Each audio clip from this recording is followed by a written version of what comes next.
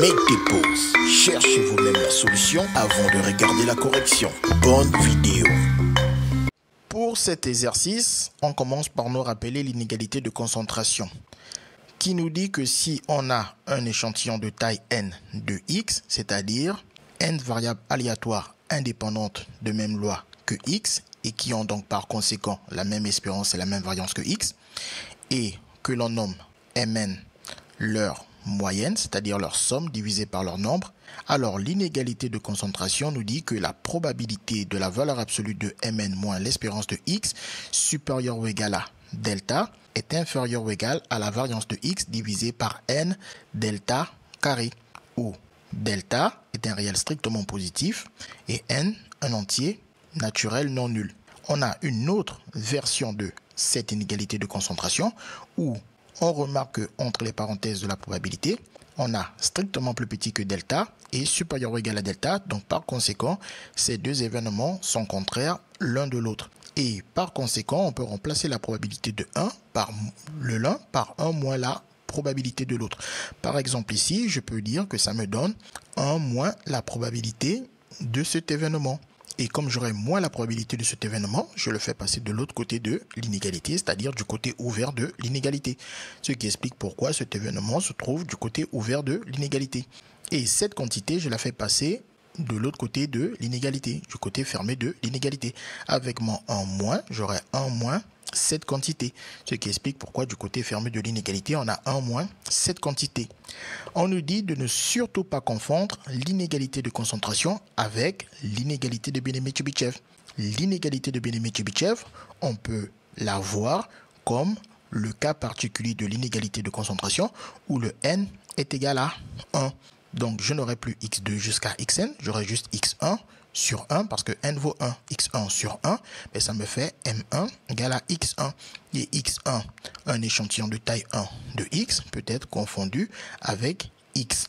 Et donc, en remplaçant alors les mn par ce x, là j'aurai donc x, j'ai toujours l'espérance de x, j'ai la variance de x, et n qui vaut 1, ben ça me fait juste 1 fois delta carré, ça me donne delta carré au dénominateur.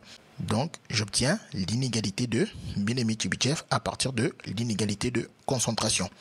Et pour trouver les autres versions de l'inégalité de Bénémet-Tchoubitchev ici précisée, on commence d'abord par expliquer celle-ci. Celle-ci, elle vient exactement de la même explication qui a donné celle-ci à partir de celle-là. Et pour obtenir celle-ci, on a tout simplement remplacé le delta par k sigma de x, où sigma de x est l'écart type de x. Et donc, si je remplace delta par k sigma de x, ça va me faire k sigma de x le tout au carré. Le k récupère le carré, d'où le k carré en bas. Et le sigma de x récupère le carré. Et comme sigma est l'écart type de x, sigma au carré est égal à la variance de x. En simplifiant, il ne reste plus que 1 et plus de variance et plus de sigma. Et on obtient cette dernière inégalité en partant de celle-ci et en appliquant la même astuce qui a permis de trouver cette inégalité et cette inégalité à partir des inégalités qui sont juste à gauche. En bonus, on vous rajoute ce qu'on appelle condition suffisante qui implique une condition nécessaire. P implique Q ou P et Q sont deux propositions. On vous dit que si la proposition P implique la proposition Q, alors la proposition P est une condition suffisante pour conclure que la proposition Q est vraie. Par contre, la proposition Q est nécessaire pour envisager que la proposition P soit vraie. Donc, on ne peut pas dire que P implique Q avec Q fausse, car Q est une condition nécessaire pour envisager que P soit vrai si P implique Q est vrai. Donc, Q condition nécessaire de P et P condition suffisante pour Q. On vous donne un exemple. On vous dit par exemple, si x est égal à 3, cela implique que x carré est égal à 9. Donc, il suffit que x soit égal à 3 pour que l'on puisse conclure que x carré soit égal à 9. Et donc, x égale à 3 est une condition suffisante pour envisager que x carré puisse être égal à 9. De son côté, x carré égale à 9 est une condition nécessaire pour que l'on puisse envisager que x soit égal à 3. Si x carré n'est pas égal à 9, ça ne sert à rien de se poser la question de savoir si x est égal à 3. Donc, attention à ne pas confondre cette histoire de condition nécessaire avec la réciproque. Ce n'est pas parce que x carré égale à 9 que forcément x va être égal à 3. On sait très bien que moins 3 au carré, qui vaut moins 3 fois moins 3, nous donne plus 9, c'est-à-dire 9. Donc on voit que cette implication a une réciproque qui est fausse. Dans cet exercice, on nous dit x est une variable aléatoire d'espérance 10 et de variance 2. Donc on peut déjà noter cette information. Donc x, on a une espérance de 10, une variance de 2. Et on nous dit x1, x2, ... xn est un échantillon de taille n de la loi suivie par x. Et mn, donc on peut noter, mais normalement c'est une formule assez connue du cours.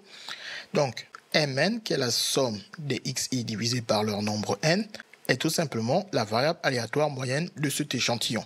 On nous dit quoi? On nous dit la probabilité de la valeur absolue de la différence de mn est de 10. Donc 10 fait référence à l'espérance ici. La probabilité qu'elle soit strictement plus petit que 0,2 est nécessairement, donc le mot nécessaire ici, il est très intéressant, est nécessairement supérieur à 0,95 pour n égale. Donc on nous donne plusieurs réponses. Donc quand on voit cette probabilité, on doit par expérience, après avoir fait pas mal d'exercices, avoir bien appris son cours, on doit reconnaître que ça fait penser à l'inégalité de concentration. Donc première chose, on commence par écrire l'inégalité de concentration sous nos yeux, ce qui va nous permettre de mieux réfléchir. Donc là, j'écris mon inégalité de concentration. Donc ici, d'après la formule du cours, c'est d'abord l'espérance qu'on a au début. Donc supérieur ou égal à quoi? À delta. Et ça, ce sera inférieur ou égal à la variance de x divisé par n delta au carré. Ensuite, on essaie d'appliquer cette formule. L'espérance déjà, on a vu que c'est 10. Donc on va remplacer l'espérance de x par 10 ici. Quand on observe le problème ici, on comprend que le delta, il faut prendre 0,2. La variance, c'est 2, donc je remplace ma variance par 2. Et ensuite, j'écris tout le reste. Donc le n va rester n. Le delta, on a dit qu'on choisit 0,2. 0,2 donc au carré. Et ici, je mets le reste. Donc, valeur absolue de mn. Voilà, une fois qu'on est là, on compare maintenant avec le problème. On voit que nous, on n'a pas supérieur ou égal, on a plutôt strictement plus petit que 0,2. Donc on comprend qu'il s'agit ici de l'événement contraire. Donc je vais prendre cette quantité, donc cette probabilité est remplacée par la probabilité de l'événement contraire. Donc on passe à l'événement contraire, ce qui nous fait donc 1 moins la probabilité de l'événement contraire. Voilà, donc ça devient strictement plus petit que 0,2. Et de l'autre côté, je peux effectuer le calcul. 0,2 au carré, ben ça fait 0, je peux l'écrire quelque part ici. Donc ça me fait 0,04 au dénominateur. Et ensuite, je peux faire quoi? Ben, pour enlever les virgules, je peux multiplier en haut et en bas par 100. Donc ce qui me fera 200 divisé par 4. Et après 200 divisé par 4, ce qui me donne 50. Donc ici, ça me fait 50 sur n. Et ensuite, cette quantité, je la passe de l'autre côté de l'inégalité, donc du côté ouvert de l'inégalité. Je peux donc directement écrire, je peux renverser l'inégalité pour écrire directement le résultat, ce qui me fait donc cette probabilité strictement plus petit que 0,2. Et cette quantité, je la fais passer de l'autre côté de l'inégalité, du côté fermé de l'inégalité. Elle va aller rejoindre le 1 et elle arrive avec un moins. Donc j'aurai 1 moins cette quantité du côté fermé de l'inégalité. Donc 1 moins cette quantité. Maintenant que je suis là, donc je n'ai pas besoin de cette parenthèse, maintenant que je suis là, qu'est-ce que je fais? J'essaie de voir comment résoudre mon problème. Mon problème me dit qu'il faut que la probabilité que j'ai écrite ici, elle doit être nécessairement supérieure à 0,95. Donc, elle doit être en bout de la flèche de mon implication. Donc, elle doit être ici. Donc, il faut que ce soit une condition nécessaire. Je dois avoir, donc, ceci, cette probabilité.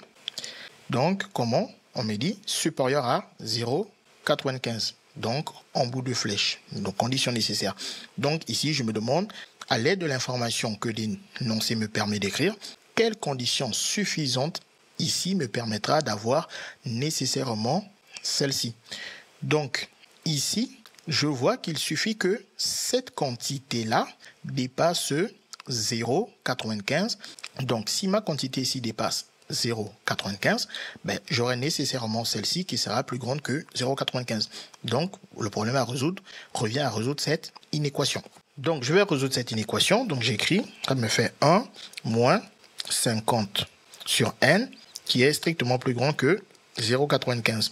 Donc, ici, je mets 1 moins 0,95 et de l'autre côté, ça me fait 50 sur n. J'effectue le calcul, ce qui me fait 0,05 supérieur à 50 sur n. Et ensuite, je peux tout multiplier par n, puisque n est non positif, ça ne veut pas changer le sens de l'inégalité. Ce qui me donne 0,05n, strictement plus grand que 50. Et ensuite, je n'ai plus qu'à isoler le n en divisant le 50 par 0,05 qui est un non positif et qui ne change pas le sens de l'inégalité. Et ensuite, j'effectue le calcul. Donc, à l'aide d'une calculatrice ou à l'aide d'un petit calcul mental, on voit que les 5 se simplifient et qu'il faut multiplier par 100 au numérateur et au dénominateur. Comme il va me rester déjà un 0 et un 1, donc 10 multiplié par 100, ça me fait 1000. Voilà, donc il faut que n soit strictement plus grand que 1000. Je n'ai plus qu'à aller chercher dans l'énoncé pour voir qu'est-ce qui peut être une bonne réponse. Les nombres supérieurs ou égaux à 1000 sont 1200 et 1500. Donc voici les valeurs possibles de n. Et donc les bonnes réponses sont les réponses C et D. Ce qu'il fallait découvrir. Les mathématiques, ce n'est pas juste la mémorisation de l'application de cours. Ça nous aide à comprendre le monde qui nous entoure et à prendre des décisions.